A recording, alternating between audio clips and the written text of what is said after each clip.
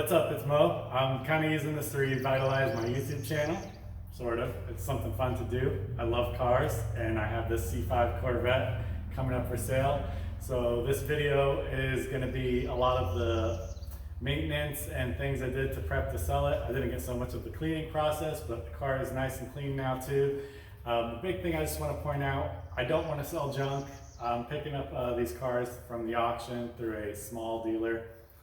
He's kind of helping me out, getting learn the trade, if you will, and already learning some things and seeing how business is business sometimes. But I want this to be more than just selling cars.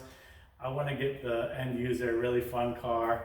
I'm into performance cars. This is the first car I bought so far, and hopefully it'll be the first one that sells as I get the other one ready. I really went through this one meticulously as if it's my own, and I'm gonna enjoy driving it for a little bit just to make sure it's really ready to be sold. We did all of the fluids with AMSOIL and looked over everything. There's no codes, the AC's working, it's driving. Did 2 front new tires. You'll see it all in the hour video. I didn't think this video would be that long. I just did little clips while working on the car, and they turned out to be a very long video. I didn't think it would be that long. I'm not going to make it any longer. Enjoy the video if you're interested in buying the car, see everything that we did to it to get it ready for sale. And it's a really good car. I'm really enjoying it myself. I have some love for the C5, and after getting to have this one for a little bit, it's not even just driving it, it's just really working on it. I put so far maybe about 40 miles on it, just the initial test drive and some test driving after doing all the work to it. I'm going to drive it a little bit more and really make sure it's good for sale, because the way I'm doing this is I want to feel comfortable handing this car off to someone, and they're going to be having fun driving it, being safe driving it, and it's really ready to go. And hopefully I earn a forever customer and a client and someone that, if you need service for your car, that's something I can do as well. So enjoy the video. If you have any questions, this link is going to be in the ad. Obviously you can call me and come test drive the car yourself. It's Moto's coming at you from the garage. We have in stock this 1998 Chevy Corvette C5, last generation with the pop-up headlights. I absolutely love pop-up headlights. Now this car in specific I also absolutely love, because this was when I was a kid, this back end is what I would see playing Need for Speed, Hot Pursuit 3. So I love the tail lights. I'm surprised I haven't gotten a Corvette sooner in life. I mean, I already, I got the shoes and the shorts. I don't know what's happening. It's already happening. But really awesome car, 43,000 miles on it. We're gonna swap all the fluids, and it's gonna even drive better. It drives really great. It's an automatic, automatic, but it's shifting really smooth for how old it is. And you're gonna get all AMSOIL in it. Stay tuned. We are under the Corvette right now. First things first, a simple oil change. Here's our drain plug. Here's our filter. It looks like it's been changed recently, this year, about not even 2 months ago. But we want the best of the best, so we're gonna change this, put some AMSOIL in it, and again, the best of the best. No excuses, but let's get started. Okay, we got the drain plug loose. This is actually, I just drove the car, so it's hot. So we're gonna just try to be really careful. In fact, I'm gonna lower the car just a bit so this pan is closer. So we got the car lowered on the 4-post a little lower. I'm gonna try to pay attention to what I'm doing here. See what kind of splash pattern this thing makes. Oh, that was hot.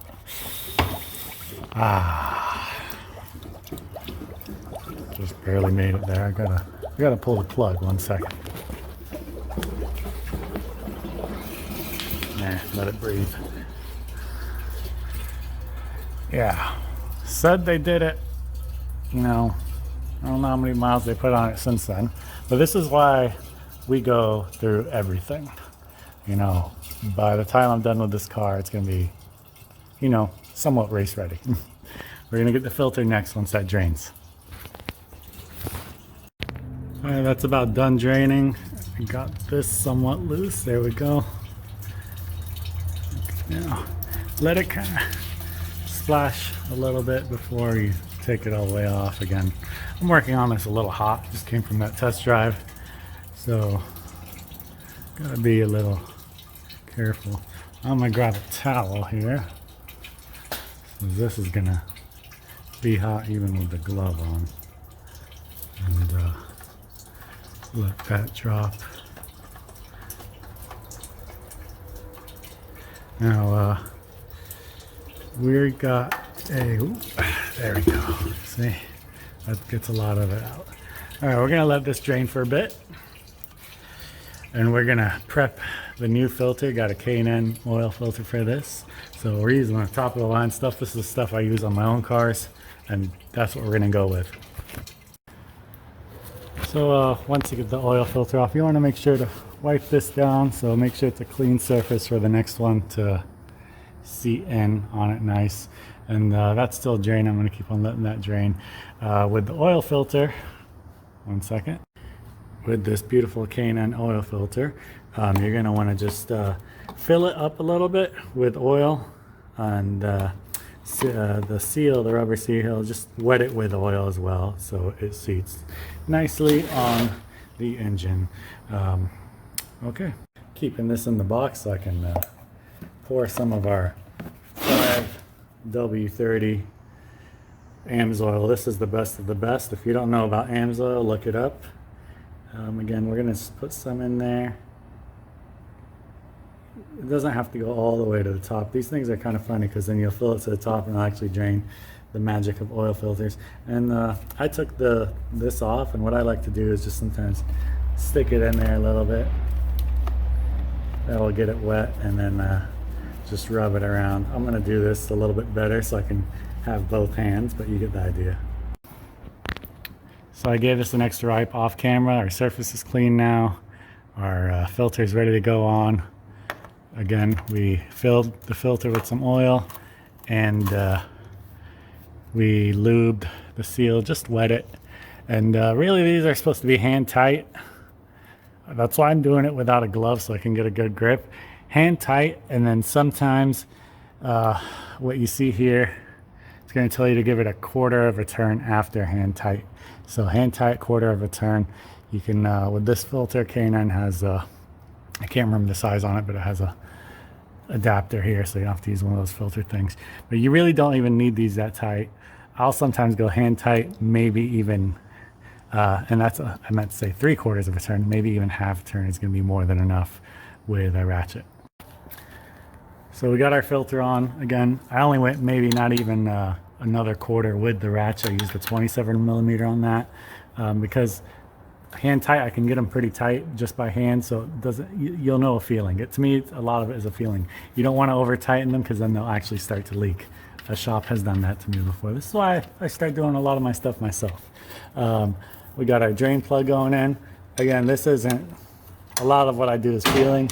This isn't something you have to go super tight on. It's kind of tight right now, and then this is probably like a 15 to 20 foot-pound torque item here. It's really just, you don't go crazy tight with these things either. You should, that's about as force you need to untighten it. And there it is tight. Happy times. We got to get up top to fill her up. Okay, so the engine is drained from the oil. The filter is replaced and charged. By charged, it's put some fluid in it just so, or some engine oil in it just to so it has some in there when for the first start. Here's our engine oil. This is 5W30. We're putting in the best of the best AMSOIL, and it takes about 6.5. What I'm going to do is put 6 in, give it a start, turn it off, and then let it settle and slowly put that last half in there. So, okay, my honor depends on this. So I'm not a slimy used car dealer, so I want everyone to know the beautiful AMSOIL is going in. We just cracked them all open. And maybe I should have done that on camera, but there are the caps because I can't hold the phone and the oil at the same time. But that's number one.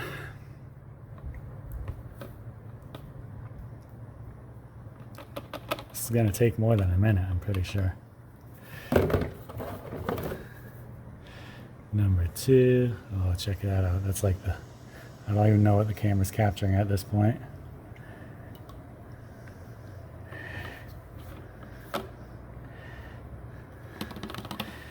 Okay, I'm trying to keep these to 1 minute clips, so we're probably gonna have to cut this one short as I get the rest in there.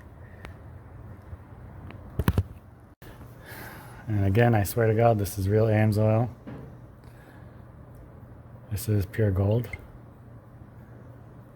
So, as I'm pouring this in, the story time about AMSOIL, as I discovered it just by getting into racing, the most place you can feel it really is in a manual transmission and an automatic transmission, but that's where you're going to really feel it the most.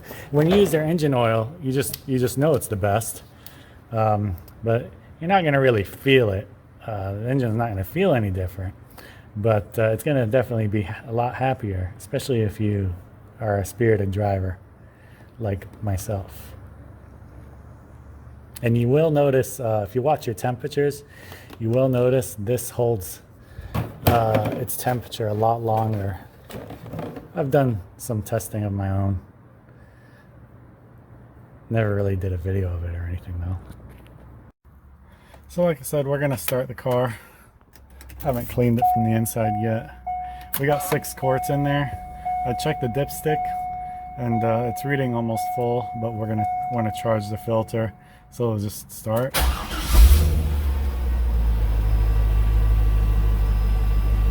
And let it just run for like a couple seconds. And we can turn it off. Okay. So earlier when I pulled the dipstick out, it was looking like it was full. But again, once you charge the filter, the engine can push a lot of oil in that filter. Right now it's definitely right, it's so hard to point and hold the stick, but it's like right here, so it's definitely going to need some. We're going to add until it's perfect. So this is our half a quart just went in. We're right in the center of the operating range, which is good. I like to be just at the top, not over it, but I'm going to add just a little more. We're in a good range. It took 6.6 quarts, and again, thanks to AMSOIL. Dinner's ready. So next up after that, we'll get to power steering fluid and brake fluid. We are back for the next part, brake fluid. Heavily ignored. Let's see what this one's look like. Just like every other car, you'll probably find that every other used dealership. Heavily ignored and never touched. Brake fluid's supposed to be sometimes literally almost clear or golden, depending on the type of brake fluid you're using, how intense, what's it made for. But your standard, like everyday driver brake fluid is almost like clear with a little hint of gold. And as you can see, that's black. If you're looking for a used car, check the brake fluid, see what it looks like. See that they probably never done anything to it. Along with the brake fluid, we're going to check to see what the pads look like. If the pads are good, decent, got enough meat on them, we're not going to be changing those.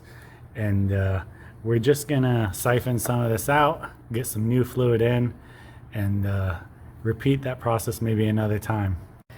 When you siphon some of this out, this is practically 90% of your brake fluid. The rest is going to be found in the actual brake lines. The only way to get it completely 100% clean is to bleed the brakes. I personally don't bleed my brakes unless I'm actually swapping out pads or rotors. But I like to keep up with my fluids. I'll usually siphon out my whole container every 25,000 miles, keeps it nice and clean, keeps the brake pedal really nice and firm. And when you need that emergency stopping, you're actually going to have it. Not to say that this car is not stopping pretty nice right now, but you replace this with some fresh fluid, you're going to get that stopping more consistent, and it's going to be stronger, and it's going to stay consistent when you need it, even as this gets hotter. So that's what we're going to do now, siphon this out and get some new fluid in it. So here I have is a kind of a pump. We use these usually to fill transmissions or rear diffs. I use it to siphon out. It's easier than a siphon tube to siphon out an empty this. So you see we have kind of like a surgical setup here. You don't want to get brake fluid on anything, especially paint. If you do, make sure to clean it right away. It's corrosive fluid. And kind of this tint color, that's what a good brake fluid would look like. But we're gonna unscrew this cap again, set it to the side, and we're gonna suck all that out. I can't do this all with one hand, so maybe I'll get a tripod.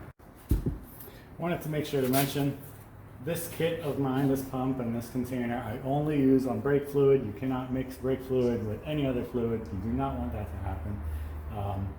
So just gonna start pumping it out.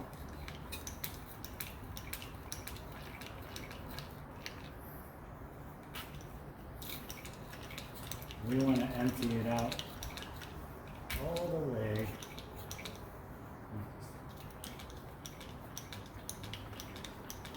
I like older cars because you can actually usually get almost all the brake fluid out. The newer cars kind of block you from getting to the crevices of the entire reservoir. This one's kind of that situation as well, but can't really get to the front. So that's why I was saying we might repeat this where we fill it back up, drive the car, brake while you're braking normally, and do it again because then the old fluid is going to mix with the new fluid. We got it filled to our max level.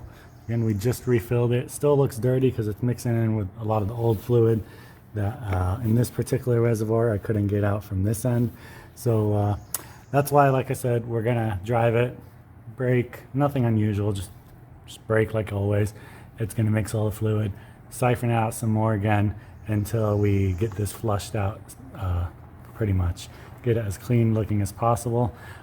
If we need brake pads, for example, or rotors, which I don't think we do, I'm gonna take a look at those when we take off the wheels to inspect them. Then we'll look into bleeding the system, which will get 100% of the brake fluid refreshed. This method is really good if you're keeping up with it. Apparently this one was never kept up with, but that way if you do it every 25,000 miles, you keep a consistent brake pedal feel and consistent fresh brake fluid in your system. Since we're going to drive the car to get some more brake fluid flushed, we're going to go ahead and pay some attention to the power steering fluid in this car. And the way you want to measure that is make sure the cap is screwed on tight in its tight position, pull it out, and then you'll see this one is very low because it's not even registering on full cold. The car is a little warm, but it's had time to cool down since then, about an hour and a half. So this should be at full cold, and we're already low. Same method applies. We're going to siphon everything out of there, refill it to the full cold, and then we're going to drive the car, get it to kind of get all the fluids mixed together, siphon some more out, and you're likely with that method you're going to have 80 to 90% fresh fluid in your power steering, and your steering is going to feel beautiful. I do this to my old truck, keep up with it really regularly, and this is kind of where I found out my how often I want to do this to keep a good feeling in my steering and brake fluid. 25,000 miles, I wouldn't go any more than that personally. Same thing applies with the power steering fluid. I have a special pump and dedicated bottle for only power steering fluid.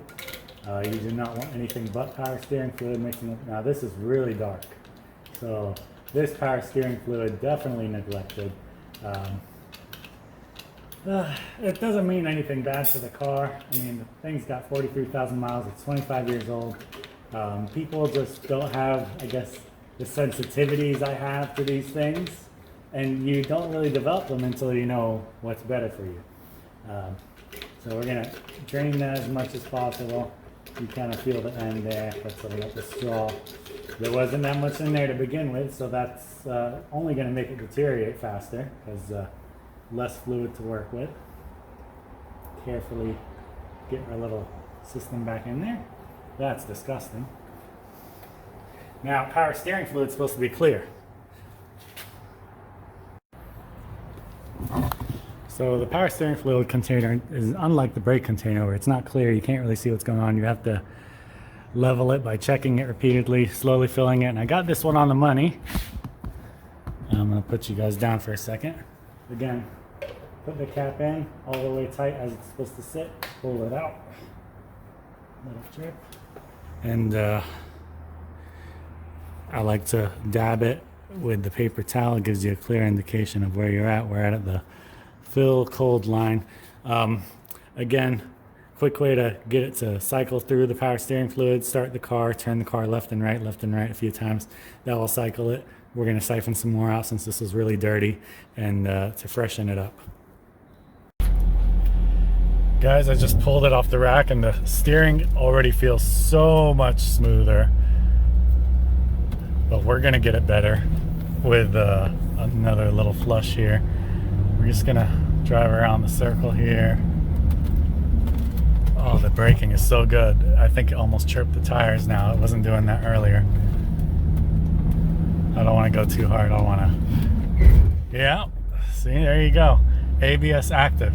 That's not a bad thing to see. Actually, it's a good thing because you're getting the full amount of your brakes now that the fluid is better. And ABS is only going to turn on once the tire loses traction. That's the point. If you have better tires on this thing and the tires are essentially brake faster than the brakes, the ABS won't activate or at all or not as much. It's when the tire loses traction and locks up, the ABS is going to activate. So this is essentially, if I were like a big company like Hennessy, this is essentially my proving grounds, the circle around my house.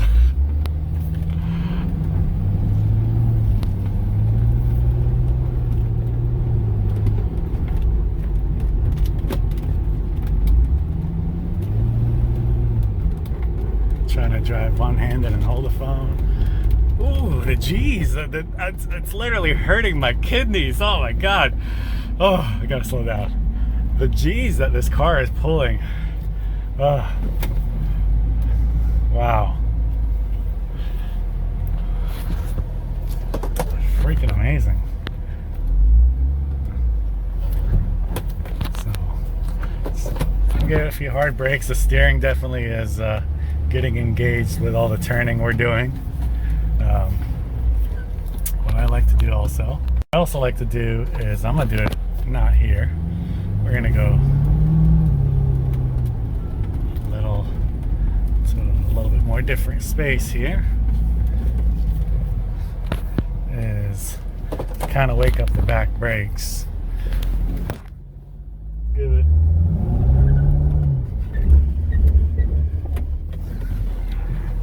ABS active again, pretty normal. It's gonna definitely give us a little fluid flush in here. This car is awesome. I'm surprised I haven't had a Corvette yet. Alright, let's get back to the shop. So we're gonna repeat the same thing, siphon out some more power steering, siphon out some more brake fluid, and try to get it a little cleaner than that, because there's just it's definitely not something anyone's taking care of. It's not too late though to save this car. Just so you know, we're doing this again. That's kind of what it looks like. Hopefully we get it to look a lot cleaner than that. That doesn't look good.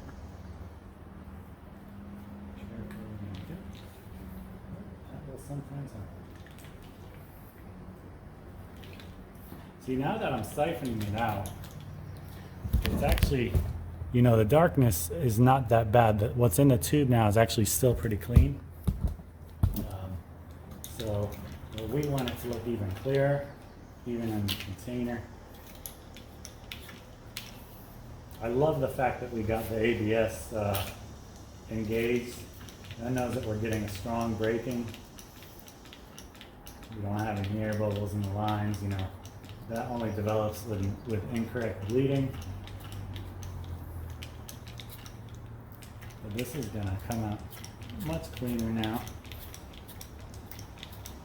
And if we need pads or rotors, they look really good. The car is braking really good. I don't think we need them. But if we need them, that's the time. That would be the time to bleed the system and get this closer to 100%. The unfortunate design of this container, like I was saying, is, and I'll show you on the camera in 1 second, you can't really get 100% of it out. So even if you were to do a bleed, you're gonna have you have to bleed that out. You're gonna end up bleeding a lot of old brake fluid. Okay, my phone is telling me it needs to charge, but you can see there's that in the bottom there, and that's going to go to the brakes if we were bleeding it, so it eventually get out. But it just sucks when you can't get most of it out, because even when you bleed the brakes, you do this, you refill it with fresh fluid, so when you're bleeding the brakes, you're not bleeding through old fluid, and it would just take more time. Now this is going to be one of those would you look at that moments. You can see the bottom of the container. You can see it's dirty in there. That's going to be a little normal. Again, bleeding these brakes eventually when you need to replace some pads and rotors is going to be ideal. This is going to really feel good for braking right now. Let's do the power steering fluid again. All right, we're going for the power steering again. Again, different container. Oh, it's still coming out like bloodshot red.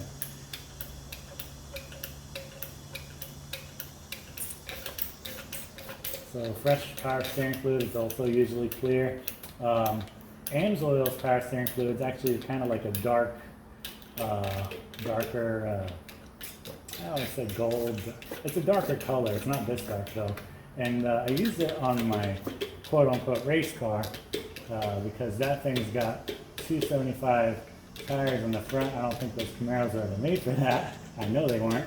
And it really puts a beating even on the aftermarket power steering box. So I was getting some grind with the AC Delco stuff, and I put the AMSOIL stuff in, the grind goes away. Little fail on my end, but there's our AMSOIL brake fluid, .34. This car calls for .3, but .3 and 4 are essentially not the same thing. .4 takes higher temperature. You usually see it in race type car applications or heavier trucks, .4, and then the two can mix, .3 and .4 you can mix. Then we got our AMSOIL power steering. So we got those topped off, came out a lot clearer than what we started, especially the brake fluid.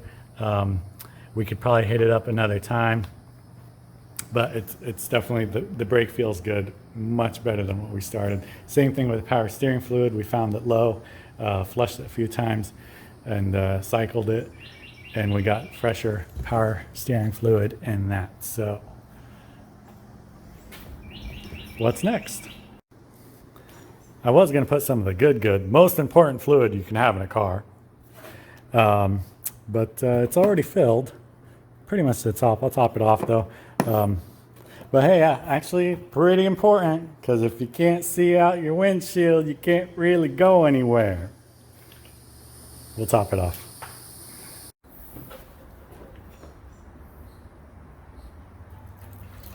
Oh yeah, perfection. I hope you guys are seeing this.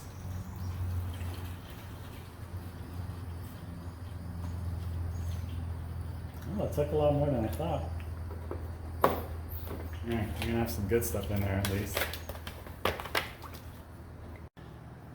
So that about wraps it up for today, because I'm waiting on some fluids for the rear end. Well, I got the gear oil, but I'm waiting on an additive. This car requires a limited slip additive from GM directly, so AMSOIL doesn't make that. That's something you have to get from GM, so I got that, gonna be arriving tomorrow. We're also gonna do the transmission. Man, transmissions are like a whole video by itself, so I'm not even going to get into that right now. But especially automatic transmissions, they are like, I always say it's like a fish tank. If you don't keep up with it and then all of a sudden you decide to clean it, all the fish are going to die. So you gotta be on it before it's too late. But luckily this is a 43,000 mile car. If we change the transmission fluid, I don't think it's going to nuke itself. I definitely don't think it's going to nuke itself. There's definitely still savings. Anything after like 100, 120, if no one's ever serviced that transmission, just leave it alone, because it's a ticking time bomb. And if you change the fluid, you're likely going to kill it. But again, that's a whole video by itself. We're going to get the air filter. We got a few other things, so stay tuned. So before we close for the night, I figured check the brakes. And while I got the car lifted off the tire here, I'm going to really check the hub. And there is no play in these. The reason I'm checking the hub, C5s and C6s have issues where the hubs go out bad a little prematurely from most other cars. And so while I'm here, I figured I might as well do that. Yeah, there's no play. You'd feel like a jingle almost. And there's no play this way, so that means all your tie rods are good. That's a nice step. So let's check those brakes. And we'll check the front brakes as well and the front hubs.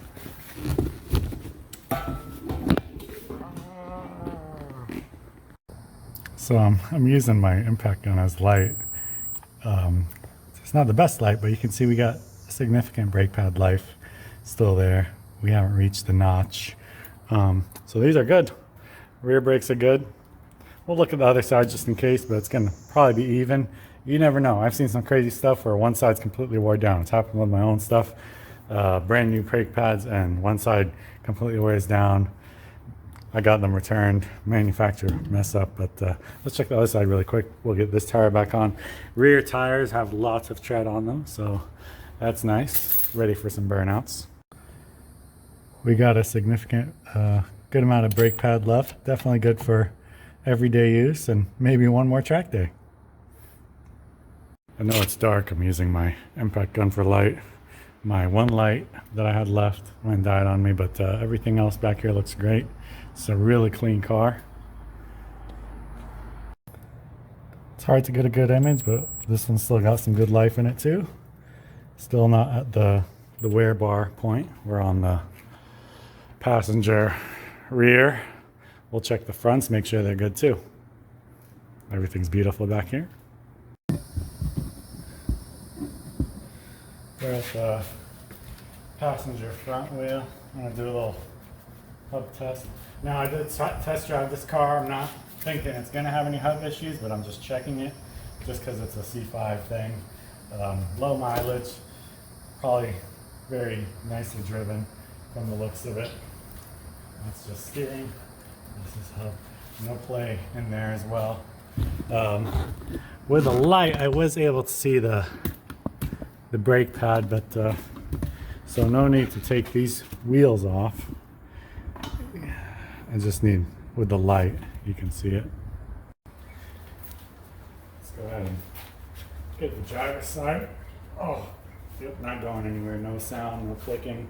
That's easy. You get that click sound when you move up and down on that tire like that. That means you're hopping it bad. Let me get that light. Let's try to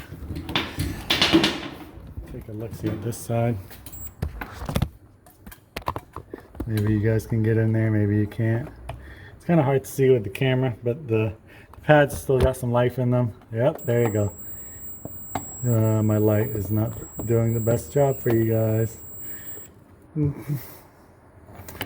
There it is. Oh, there it is. You can still see the wear. The wear line still has a lot of depth in it. So they're good. And they feel good too, so that's the most important part. All right. So that's it for today. We got some more to do tomorrow once the rest of our fluids come in, and then we'll eventually get to the cleaning part and some more driving and a lot of fun. So can't wait to post this one up for sale. I think the next owner is going to really love this car. It's definitely opened up my love for the C5 more than I already knew it existed.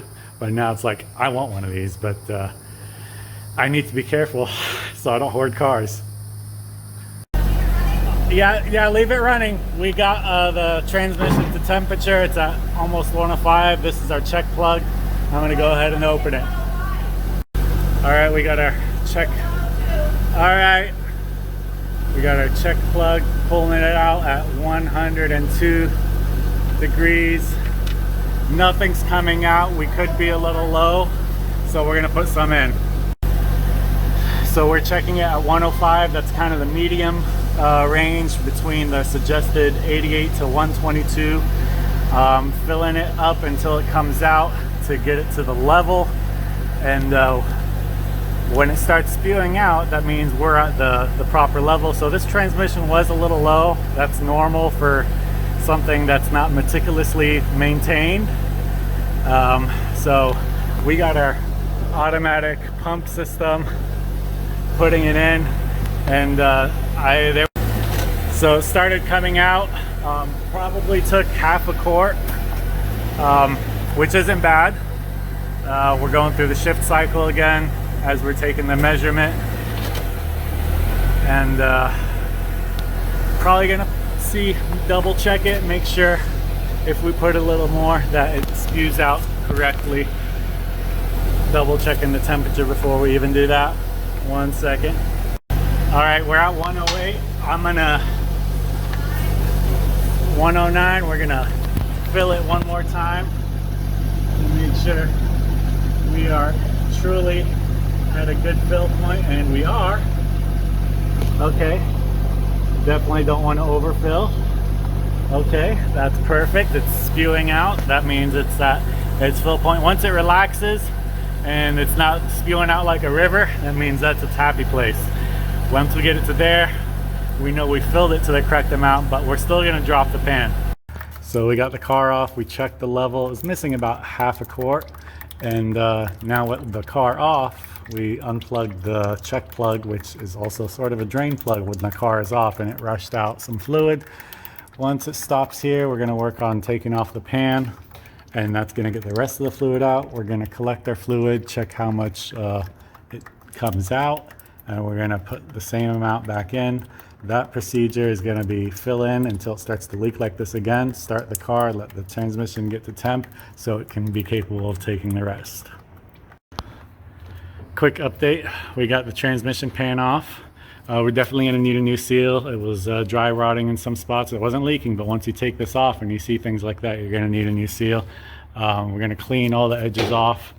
We don't have the seal now, so this is gonna, hopefully they have it at a local parts store or the dealership. And we're gonna have to clean this pan off. We're gonna clean the magnet. We got just a little under 4 quarts, so when we refill our pump, we're gonna put 4 quarts in there. We'll get to that process later, but yeah, start filling it up, start the car, and let it warm up to temperature and recheck it and get it to the correct level. It's actually relatively clean. I know it looks black in this black bin, and it probably looks black on this black glove, but we got some over here actually. It's still got some red color in it. It's not burnt. It doesn't actually even, it doesn't smell too bad. Still smells like transmission fluid. This may have been serviced before, or the fact that it has 43,000 miles could be the fact as well. But because it's an older car, the dry rotting on the seal was definitely expected. If your seal comes off clean, sometimes they're not sticky, they come off clean, you can reuse the seal, but this one's not reusable. And then as far as the filter goes, because it's an older car, and I don't know how well it's been serviced before, I know this might sound crazy, but I'm not going to replace the filter. The reason being, a transmission, I like to explain it, is like a fish tank. If you clean too much of it out too fast, you kill all the fish. So we're actually going to keep that filter in there, put 4 new quarts in, and maybe if whoever buys this afterwards wants to come back at 50,000 miles, we do this again, replace the filter, and we'll keep this thing bulletproof. But stay tuned, with more to come. Forgot to show you guys the magnet. It was actually pretty clean. So again, this car, even though there was some things about it that, you know, people neglect, it was probably driven really nicely, and didn't see any torture with how everything's looking so far. Okay, I'll clean the pan and the pan seal surface. I have it bolted just with 2 bolts right now just to hold it in place. I'm not sure when I'm going to get a seal, probably tonight or the next couple days. So I just wanted to keep the transmission sealed and out of the elements until we get a new seal for that, since the old seal is dry rotted and stuck on the pan. Like I said, if this is an older car, but on some of the newer cars, if you do your transmission, drop the pan, the seal is still likely going to be good if it comes off without you having to tug on it, and as long as there's none of the rubber portion missing or deteriorating, or if it's not bent or broken on the metal part. But we're going to get us a seal and we're going to continue this job. To fill this transmission, we're using AMSOIL ATF Signature Series. This is the best stuff that you can get, in my opinion. It's good, compatible with this car. You go on the AMSOIL site, see your compatibility. I fill it in this Roundup jug. Don't worry, I've never used this for anything except transmission fluid. We pump it and we got a valve right here, so then it's easier to fill on the fill plug over there, which is also the check plug, which can also be used as a drain plug. It's, all kinds of plugs, but we put since we took 4 out, I'm gonna put 4 in, and that should get us filled up, obviously with our temperature checks and all that. But I just wanted to show you guys filling up this contraption. We're back. We got a seal. The pan is clean, the magnet is clean, the face of the transmission is clean on the edges. So we're going to put the pan on and we're going to start filling soon. So we got the pan on, the car is still cold. We're going to fill the pan until it starts to leak out so we can have some in the reservoir per se. And once it starts to leak out, we're going to start the car, get it to the operating temperature, and slowly continue to put fluid in until it's an operating temperature, until it comes out. That way we know it's full. Yeah, you can put AC on. So, on. So, we just started to drip a little bit. We used about, I'd say, 2 quarts of what we put in. So the next 2 or so quarts need to go in while it's at operating temperature, and we're gonna let it run for a bit and get it there. We have the transmission in drive, just waiting for it to warm up. It's at 91 degrees right now, so we're aiming for 105. That's the middle of the suggested 88 to 122 degrees Fahrenheit. So that should give us the most accurate level for this transmission. Also, a huge note, we're doing this on a 4-post. You want this car to be level on the ground while you're doing this. So that's all we got on the 4-post. Okay, so we're getting close. It's at 97. It's starting to leak out again. We're gonna let it warm up. Make sure it's in the right good spot here, because as we're adding fluid, it actually cools it down for momentarily, because the new fluid's nice and cool, and it starts to cycle it in. Okay, so we're at cycle through the gears one last time. We're gonna cycle through the gears one last time, and this is gonna give us and that's normal when it spits it out when you go through certain gears, usually between reverse and drive and park.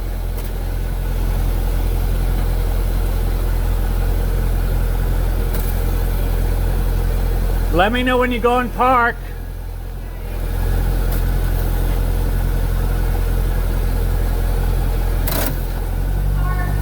Okay, thank you. All right, that's fine. We're almost done. So I'm just filling it now. One last time. Yep, this is all she wants. So we're at the proper level. We're gonna let it drain. Make sure it's not overfilled. You can see that hose was kind of blocking it a little bit because it wants to be level with that bottom part. So we're definitely gonna let it drain some. We don't want it to be overfilled. Go ahead and cycle one more time.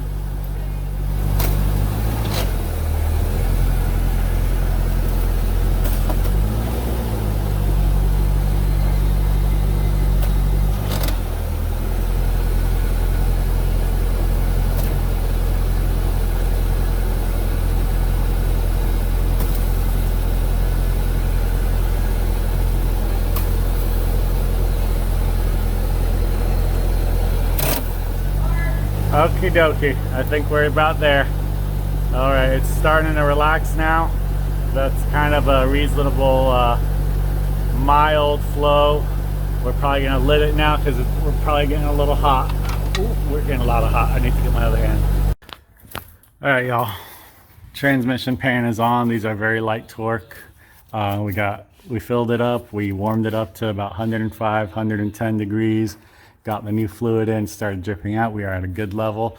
Let me step back here. So the very last thing on this car for fluids is our rear diff. We got our drain plug here and our fill plug right up there. We're gonna get to that in a second. So earlier I mentioned I wasn't replacing the filter on the transmission. I had the pan off, I could have done it. Reason being, I wanted to exchange the least amount of fluid on the transmission. If I had dropped the pan or I pulled the filter, it probably would have spilled out another quart or so, maybe a little less, but I've done this before and I've had really good luck saving someone's transmission, and we didn't replace the filter. Simple reason why I explain it to people is transmissions are like fish tanks. You replace too much water on a dirty fish tank, you kill all the fish. So you have to kind of slowly do it, get some new fluid in, mix it with the old, and do it again, especially if you haven't done it in a while. Whoever buys this, I tell you what, if you come back with the car, I would suggest doing it one more time at 50,000 miles, then replacing the filter, and then come back every 25,000 miles. You're gonna have a happy transmission for the rest of your life on this car. So next step, we got our diff fluid. So our rear diff here, you want to start by removing the plug, which is the fill plug up on the back top. And just to get a level check, we're going to stick our finger in. It should be right at the edge of the threads. It's actually a really good level. The fluid itself is hard to see on my glove. Doesn't look too bad. So yeah, it's actually pretty clear. You can see it against the rear diff. Nonetheless, we are in the business of putting the best of fluids, and we don't know what this car has been through, but it looks like the rear end is pretty happy. We're gonna drain it. We're gonna get it into, we're not gonna dump it directly into the big bucket. We're gonna get it into one of these so we get a measurement as well to reconfirm our fill level. So we're gonna take our drain plug. This is gonna get a little messy. We got it centered. Oop, that's pretty gross. So not as clear as I thought it was gonna be, and definitely it's heavy. It's heavy still, so it's not too bad.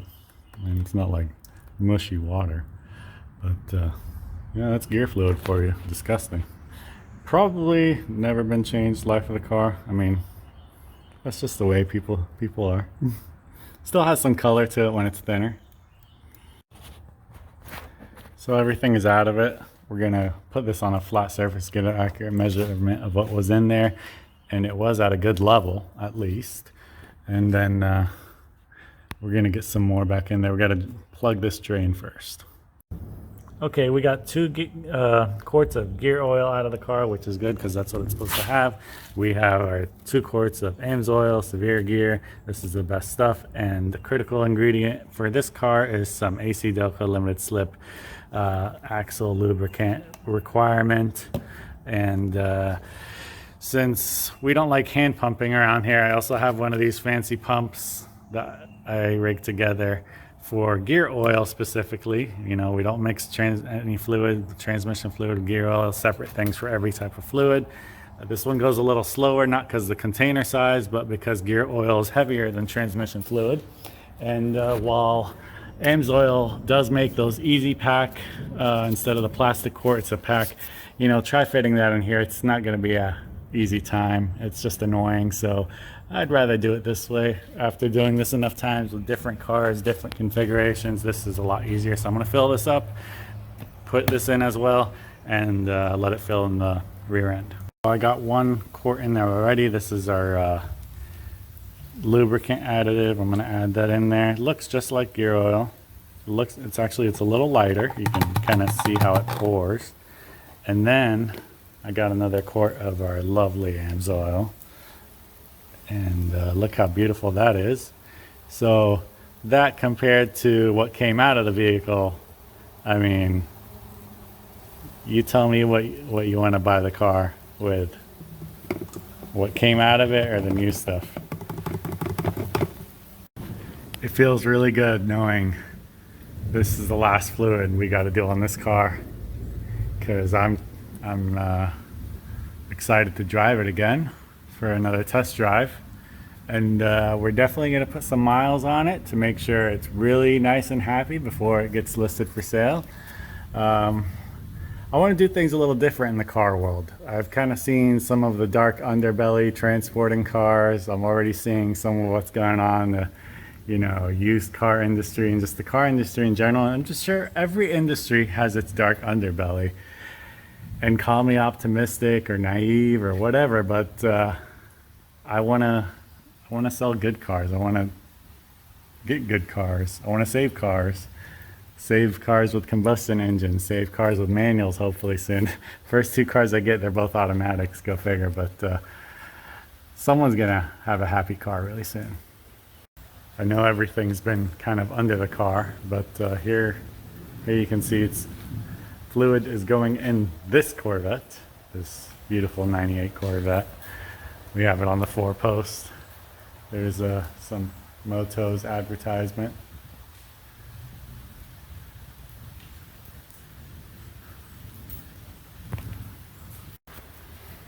Much like the transmission, you know this is full once it starts spewing out. You let it spew out anything it has left, and once it stops, that's the check level. That's where it should be. You should be able to stick your finger in there and you'll slightly be able to dip it in some gear oil like we did in the beginning. So like I said, this is a little slower filling it up. It's heavier fluid, but it definitely moves it. Right now I'm going to start cleaning up while this keeps going. Okay, that about wraps it up. This is the last fluid we're doing. We're starting to get some drip, so it's filled. Turned off the pump there, and just let it drain out whatever it's got left. I'm going to pull the tube and just let it relax until it stops draining, and then we're going to put the plug back in. Some last things worth mentioning: we actually didn't use the full amount I put in the container because, again, we had that small bottle of limited slip, but when I put that in, I did give it a good shake, so it's mixed in pretty well. We're finally just getting the rest of it out. Wasn't too much left. Turn off that. And then over here and on the drain plug as well, worth mentioning, is a little metal ring, and that one actually fell on the bottom one, and I didn't notice until I drained the pan. This one's got it. It's kind of stuck in place. I can't even really pull it out. But just be mindful of that if you ever do that, do any maintenance on a Corvette like this yourself. I've never seen that on the rear diff, but everything's a little different. You learn something new every day. But no problem, got it back up there, and we're good to go. And this is about done dripping. It's at a good level. We're gonna shut it, plug it, and we'll be done. Okay, y'all. This car's time on the lift is just about done. I'm just gonna show you around. It's pretty clean underneath. There's no rust, nothing like that. Most of the bottom of this car is aluminum anyways. And all fluids have been changed. It's next step. We got a little surprise for it, and it's gonna get detailed inside and out. And we're gonna get some pictures, and we're gonna get it to its new owner, who hopefully appreciates everything we're doing here.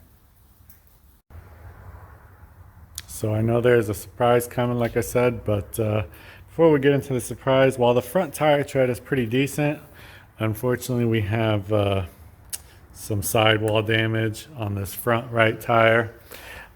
So my policy is if one side tire gets replaced, both of them get replaced. So we got 2 new tires. We're going to take these wheels off, get them sent out to get the new tires mounted before we get into anything else. Then we're almost close to wrapping this up.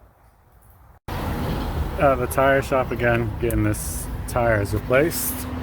Can't sell a car looking like that. Okay, fresh tires on both fronts. Nice fresh tire with no damage on both sides. And we kept one of the tires because, like I said, it had a decent amount of tread. So if you come and buy this vehicle and you want this tire as an emergency spare, just in case you catch a nail and a place you can't repair it, at least you have a spare to get you on your way. But okay, surprise coming up soon. So we are just about done with the Corvette mechanically, and we have our surprise. And let me just open that up. I think you guys already see it.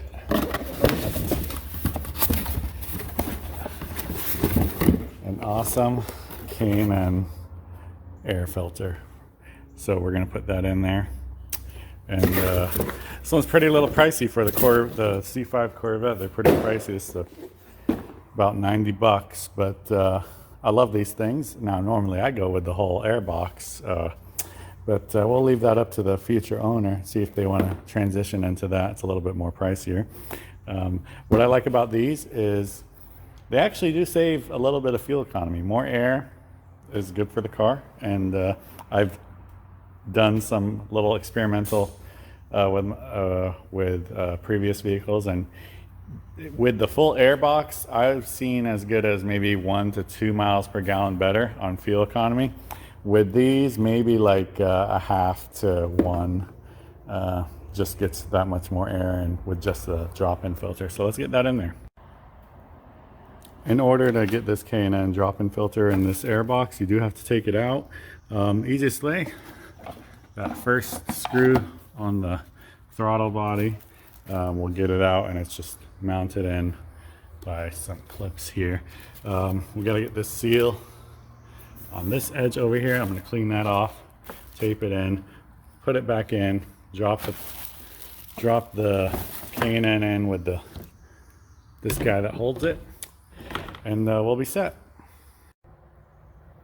There's the old dirty filter, and we already got the new one in there. It's not that hard to take in and out when it comes time to clean it. Just I need 2 hands to put it in, sort of. It goes in relatively easy. And you got your clip here. Make sure I'm clipping it right there. It clips. Unfortunately, this clip side is missing, so I can't locate one yet. If I find one, I'll get it on, but for now we're gonna zip tie this side just so we're getting a good seal on the box. Here's another view of that band clamp that comes with it. Relatively easy to install. Once we get one, we'll get one on there, but for now we're gonna zip tie it so we're not losing or letting anything in that shouldn't be in. So like I said, I can't find this clamp part yet. Checked eBay, checked a couple of other places. I'm gonna keep looking for it, but for now we got a zip tie around this side of the box so it's not loose, and the filter's doing its thing. We got it mounted back in, got all our plugs in, got the vacuum hose in. This is tight. Let me double check that. Yep, pretty good. Maybe a little too tight now. We got this filter out. So mechanically, this car is ready to go. We're gonna start cleaning on the interior, cleaning on the exterior, and drive it some more. My plan is to put maybe about 200 miles on it, really make sure everything is straight, and get it listed. So it's gonna be an awesome car.